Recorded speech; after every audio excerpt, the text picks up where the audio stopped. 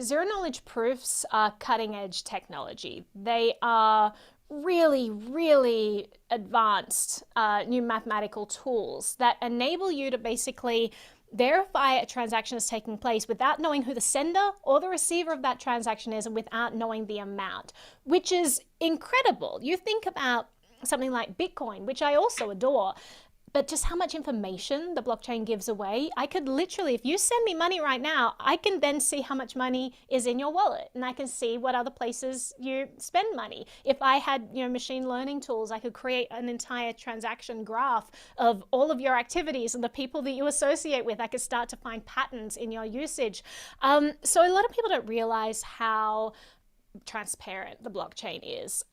So zero knowledge proofs are particularly interesting to me because none of that information is public. It's all encrypted. So if I were to send you money via Zcash and it's a shielded transaction, you would look at that blockchain and you would click on sender and it would say, and you'd click on receiver and you'd say, and you say, well, how much was it? How much is the transaction? It'd say, and there'd be no information for you to get. And so if you're trying to track down transactions, that's incredibly powerful. One thing I will say about Zcash, so a couple of things actually.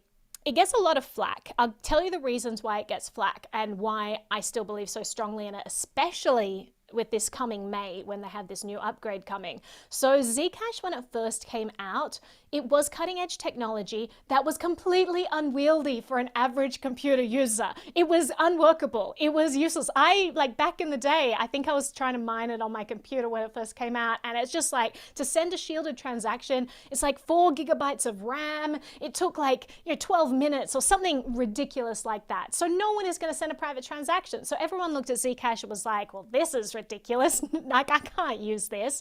So Monero still has been the most popular coin in a lot of usage areas. Now, Zcash team, they've spoken about this. They said, listen, we get that it was unwieldy. We were not putting out something that has a good user experience. We were putting out zero knowledge proof technology, the first real world example of this being used. Zero knowledge proof technology was invented, a long time before Zcash came out, but this was the first example of it being applied to a real world situation. And they said, listen, we just wanted this technology to go out into the world. We wanted people to be able to iterate on it. We wanted people to be able to improve it because we knew that if people found out this technology existed, they'd probably try to ban it. So we want to release this so that the cat gets out of the bag so that it can't be stopped. So they put out this unwieldy product. A couple of years later, they then refined it all, made it super, super sleek. They now have this other pool called Sapling. Transactions take 2 seconds on my phone to do the calculation. It's super quick, and to send a private transaction, there's confusion there because you could either send something transparently, just like Bitcoin, it's actually a fork of Bitcoin, or you could send it privately. To send it privately is easy. You just send it to a Z address. If you're sending it to a Z address, that's a shielded transaction.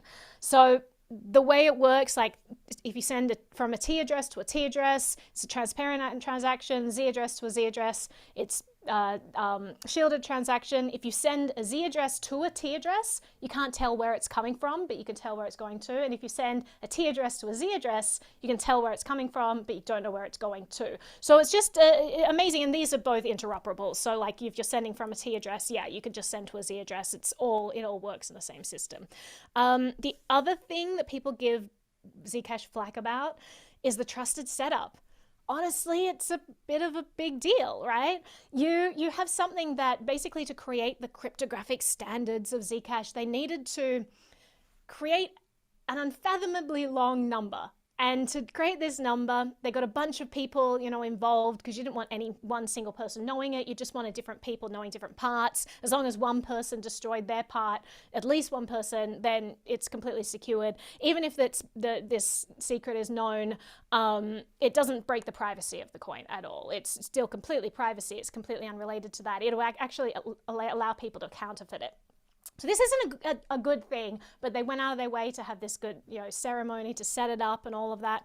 And then this was for their first pool. They did this ceremony again, including hundreds of people for their second pool. They're about to release in May an upgrade called Halo, where they create a new privacy pool that is called Orchid, and they've eliminated the trusted setup. Which is, I mean, that was something that I always was a bit like, oh, how do we know that this isn't counterfeited, you know? And it completely eliminates that. So I think that Zcash is a game-changing position right now. This zero-knowledge proofing technology is used for scalability on Ethereum. Vitalik is a huge fan of it, and he's diving into how to integrate this into Ethereum. Lots of chains are now using this technology taken from the Zcash team. So that's a lot of time that I've spent on Zcash, but it's not the only crypto that is private out there. And before we get to the other Go for cryptos, it. real quick question. Now, part of this upgrade coming up with Zcash, I heard it's transitioning to proof of stake. Is that accurate? No, not in this one. But they are looking into proof of stake. This is something that the team wants to explore. Obviously, there are different trade-offs with proof of work and proof of stake, but I think that it's a really great move on their behalf, especially considering that we're seeing governments around the world start to be like, proof of work is bad. I mean, I don't believe them for a second. They don't know what they're talking about. But that's not going to stop them putting in place bad regulation that may start to target this stuff.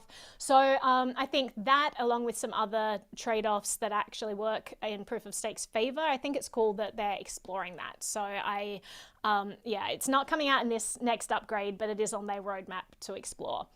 Any other privacy coins that are worth talking about? Oh, I mean, there are lots. Pirate Chain is something that is, I kind of find it an amusing name, which is a fork of Zcash, essentially.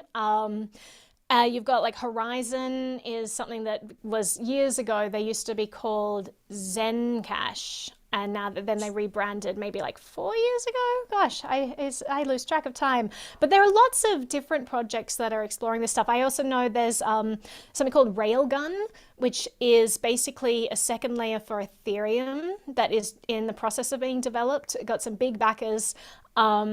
Basically to figure out how to make this smart contract world, this world of DeFi based on Ethereum, more private. So Railgun is an implementation of that, something that I'm keeping my eye on. There's lots out there. It's an exciting world for privacy, but yeah, the Zcash update comes out in May, and I'm keeping an eye on that one. Now, these privacy coins, do you think of them as stores of value and potential investments, or you just have them for their utility, so in case you need drugs or hookers or something? Well, it's always great if you need drugs or hookers. I think that you can't have money without privacy.